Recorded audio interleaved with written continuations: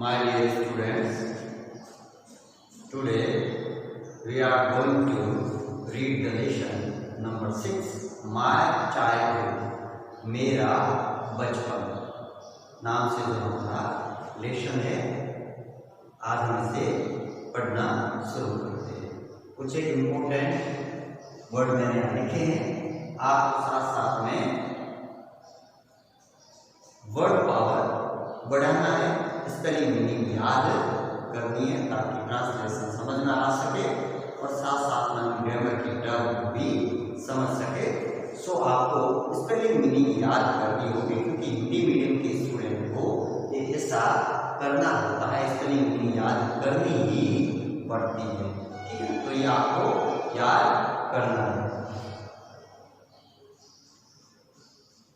Before you read, can you think of any scientists who have also been statesmen? क्या आप किन्हीं ऐसे वैज्ञानिकों के बारे में सोच सकते हैं या बता सकते हैं जो राजनायक भी रहे हो? ठीक है ना, स्टेट्समैन भी रहे हो। राजनीति में अर्थात स्टेट्समैन अर्थात संवैधानिक कोई पद पर रहे हो, राष्ट्रपति, उपराष्ट्रपति, इस प्रकार के राज्यपाल जो होते हैं वो स्टेट्समैन कहलाते हैं। ठीक है, तो आपको थोड़ा अनुमान मिल गया होगा। APJ Abdul Kalam, whose projects in space, defense and nuclear technology guided India into the 21st century. APJ Abdul Kalam जिनकी अंतरिक्ष रक्षा, डिफेंस रक्षा एंड न्यूक्लियर टेक्नोलॉजी और नाभिकीय तकनीकी भी कहते हैं और प्रौद्योगिकी भी कहते हैं, दोनों एक ही बात है। कहीं कहीं आपको टेक्नोलॉजी का तकनीकी शब्द मिलेगा और कहीं कहीं प्रौद्योगिकी शब्द मिलेगा। तो हिंदी में शुद्ध शब्द इसका प्रौद्योगिकी ज़्यादा यूज होता है। ठीक है, तो ये नाभिकीय प्रौद्योगिकी शब्द आपको इसके लिए मिलेगा। नाभिकीय प्रौद्योगिकी की परियोजनाओं में इन्होंने APJ Abdul Kalam, whose projects in space, defense and nuclear technology guided India into the 21st century, became our 11th president in 2002. APJ Abdul Kalam जिनकी अंतरिक्ष रक्षा व नाभिकीय प्रौद्योगिकी की परियोजनाओं ने भारत का 21वीं सदी में मार्गदर्शन किया और वह वर्ष 2002 में हमारे 11वें राष्ट्रपति बने। कौन से? 11वें राष्ट्रपति बने। और कब? 2002 में।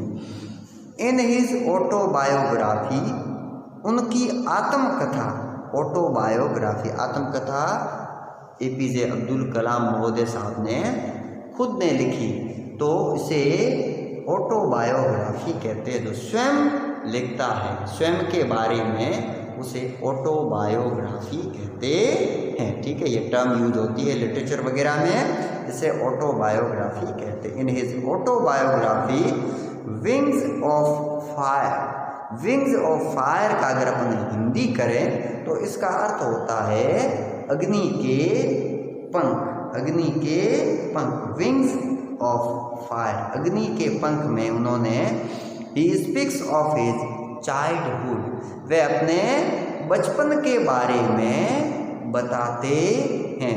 ही speaks of his childhood, APJ Abdul Kalam अपने बचपन के बारे में बताते हैं। एक सेंटेंस को थोड़ा सा समझते हैं, like he speaks, SPEAKS, he speaks of his childhood।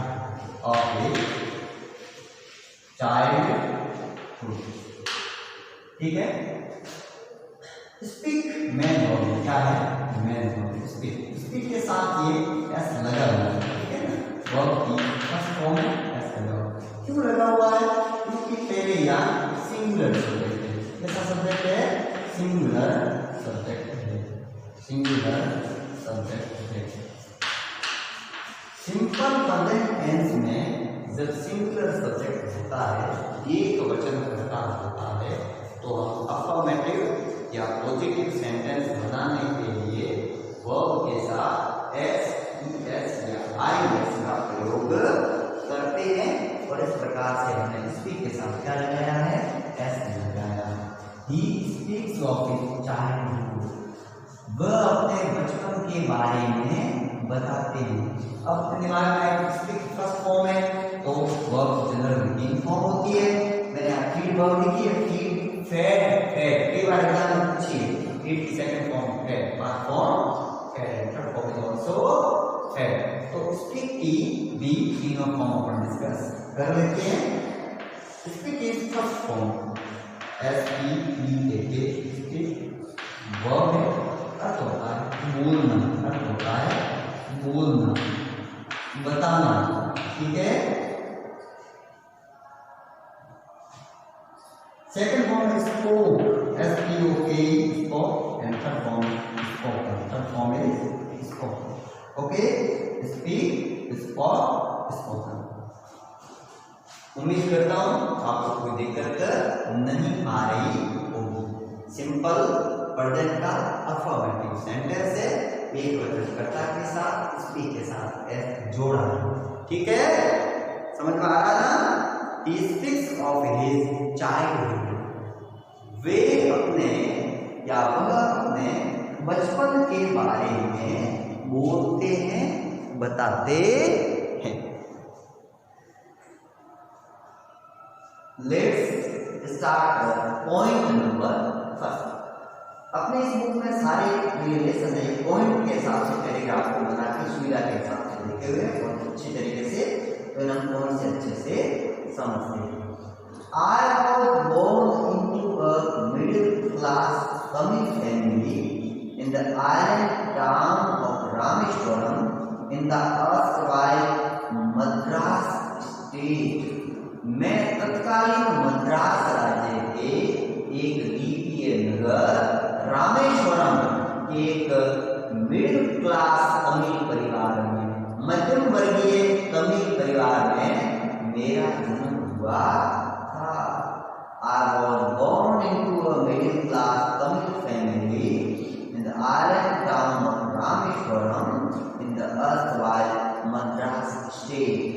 देखो यहाँ जो प्रॉपर नाउन है रामेश्वरम में आर कैपिटल है और मद्रास में भी एस कैपिटल किया है, स्थान का नाम है, तो ध्यान रखना है। मैं भी लिखने के दौरान इस प्रकार से यूज करना, जब ये रमेश, कमलेश, हिमांशु नाम लिखते हैं कैपिटल करते हैं, अपने सेंटेंस के बीच में आओ, शुरुआत में आओ, शुरुआत तो करते ही है, कोई दिक्कत नहीं, सबका करना होता है।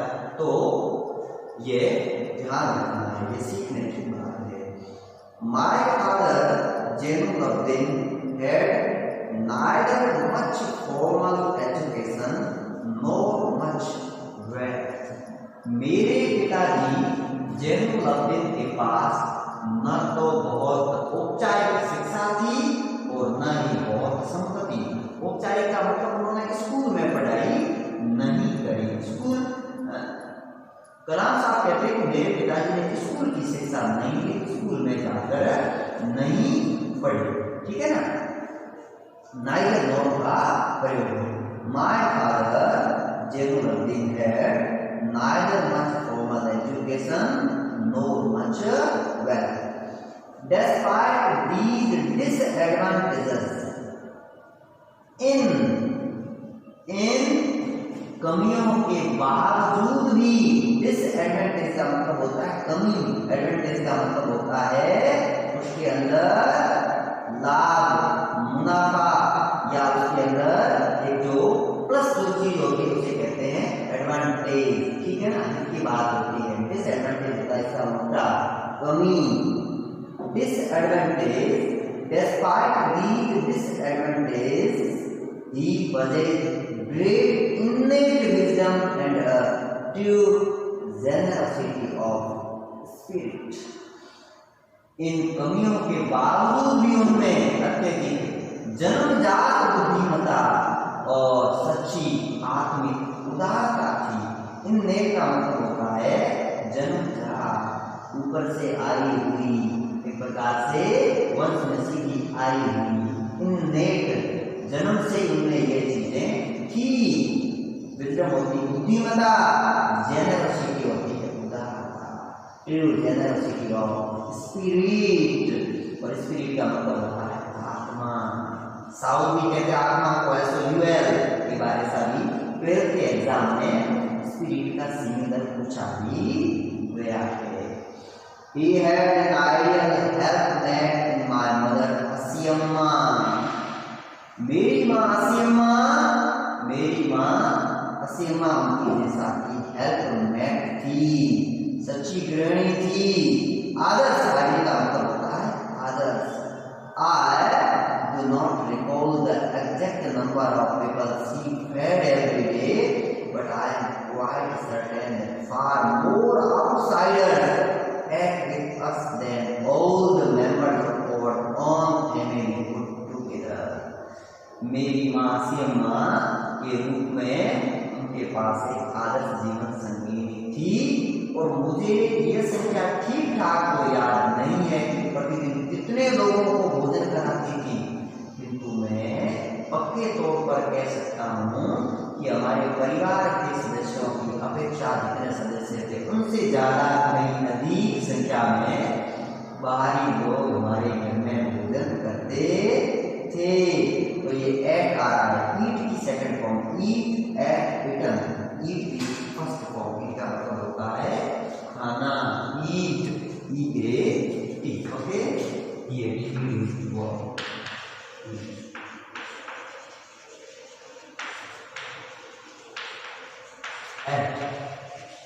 eaten, okay, eat, at verb is second form है ये। आउटसाइडर यानी बाहरी लोग, बाहरी लोग का मतलब होता है पड़ोसी, कोई मेहमान बना के या गरीब जिसको जरूरतमंद हो, लगे कि इसको खाने की जरूरत है, पीढ़ी है, बेचारे को खाना नहीं मिल रहा है, आउटसाइडर को ये खिलाते थे। इतना इनका बड़ा दिल था।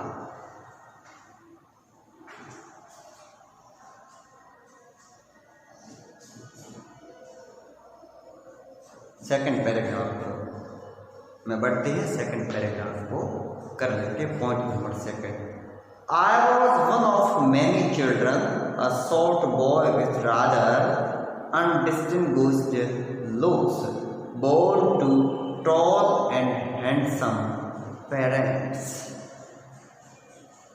मैं अनेक बच्चों में से एक था, कुछ साधारण सी शकल सूरत वाला ठिगना सा बालक जो लंबे एवं सुंदर माता पिता से जन्मा था।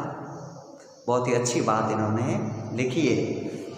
अ short boy with rather undistinguished looks, एक अलग सी शकल सूरत वाला, कुछ साधारण सी शकल सूरत वाला। We lived in our ancestral house which was built in the middle of the 19th century. हम अपने पैतृक मकान में रहते थे जो 19वीं शताब्दी के मध्य में बनवाया गया था। ठीक है ना। बिल्ड की पास्ट पार्टिसिपल फॉर्म यूज हो रही, बिल्ट मैंने पहले भी आपको बोर्ड पे कई बार लिखा है। It was a fairly large pakka house made of limestone and brick on the mosque street in Rameswaram. ये मकान चूना पत्थर और ईंट का बना हुआ एक काफ़ी बड़ा पक्का मकान था जो रामेश्वर में मस्जिद मार्ग पर था, मस्जिद वाले मार्ग पर ये स्थित था।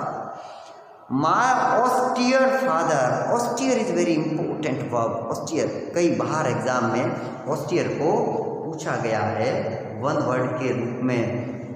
Simple, strict and severe, austere, AUSTERE, austere का मतलब होता है जिसमें आडंबर नहीं हो, संयमी जिसको कहते हैं, बहुत ही संयम वाला व्यक्ति हो।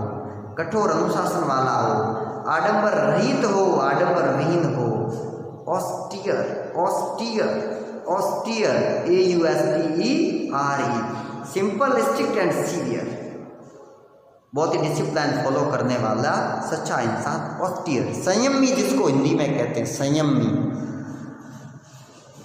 माई austere father used to avoid all inessential comforts and luxuries, मेरे आडंबर रहित या संयमी पिताजी सभी अनावश्यक सुख सुविधाओं और विलासिताओं से बचा करते थे। यूज्ड टू पास्ट हैबिट को शो करने के लिए यूज होता है, हमने मॉड्यूल में पढ़ा था यूज्ड टू, ठीक है, पास्ट हैबिट एंड हॉबी को दिखाने के लिए यूज्ड टू का प्रयोग करते हैं। तो कलाम साहब कहते हैं कि मेरे संयमी पिताजी सभी अनावश्यक सुख सुविधाओं और विलासिताओं से बचा करते थे। However, all necessities were provided for in terms of food, medicine or clothes. हालांकि भोजन, मेडिसिन और कपड़ों जैसे सभी जरूरत की वस्तु हमें उपलब्ध करा दी जाती थी। In fact, I would say mine was a very secure childhood, both materially and emotionally. अतः वास्तव में मैं कहूँगा कि भौतिक एवं भावनात्मक दोनों ही रूप से मेरा बचपन बहुत ही सुरक्षित था। मटेरियली का मतलब होता है भौतिक चीजें होती है तो मटेरियल जो दिखता है, ठीक है ना, मटेरियली एंड इमोशनली। तो APJ अब्दुल कलाम ने इस ऑटोबायोग्राफी में बहुत अच्छे वर्ड यूज किए हैं और हमारे 9th के एग्जाम में हाफ ईयरली में यहाँ से वन वर्ड वोकैब्स पैसेज इसके अंदर से सीन वाला पैसेज बन के आता है, क्वेश्चन आंसर भी आते हैं। बहुत अच्छा इस लेसन का वेटेज है, स्पेलिंग मीनिंग बहुत अच्छी है सारी, और एक अच्छा लेसन भी है, एक आपको मोटिवेशन देने वाला लेसन भी है, ठीक है ना। मिसाइल मैन के नाम से जिनको हम जानते हैं APJ अब्दुल कलाम सर को, तो ये विंग ऑफ फायर से लिया गया है, जो सर की बुक है अग्नि के पंख या विंग ऑफ फायर जिसको हम कहते हैं, वहां से हमने आज तक वो पॉइंट नंबर 2 तक डिस्कस किया है। नेक्स्ट वीडियो में हम पैराग्राफ नंबर 3 और पेज नंबर 69 से डिस्कस करेंगे। बहुत ही अच्छा लेसन है, बड़ा लंबा लेसन भी है, समझने की कोशिश करें, ग्रामर के टर्म को समझने की कोशिश करें, वर्ड पावर को समझे और मेरे साथ बने रहे। इंटरेस्ट के साथ वीडियो को देखें, फ्रेंड्स को शेयर